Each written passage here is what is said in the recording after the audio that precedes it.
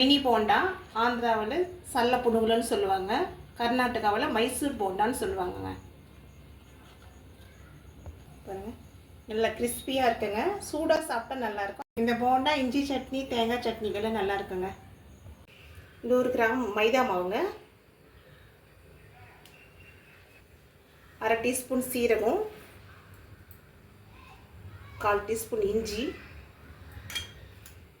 ஒரு பச்சை மிளகாய், 2 சிட்டிகை சமையல் சோடாங்க, தேவையான அளவு உப்புங்க. எல்லாம் கலந்து விடலாங்க. அதே கப் அளவு நல்லா புளிச்சு தயிருங்க. புளிச்சு தயிர் இருந்தால் தான் நல்லாயிருக்கும், அதுவும் சேர்த்துக்கலாம். இந்த தயிரே சரியாக போயிடுங்க. தேவைப்பட்டால் 1 ஸ்பூன் 2 ஸ்பூன் தண்ணி சேர்த்துக்கோங்க.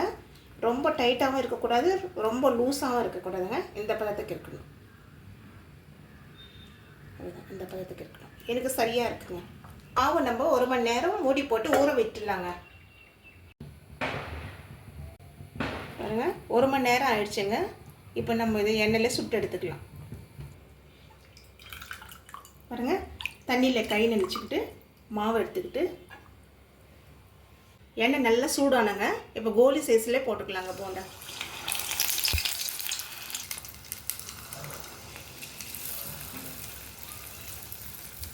ஃப்ளேமில் வச்சுட்டு பொரிச்சு எடுத்துக்கலாங்க.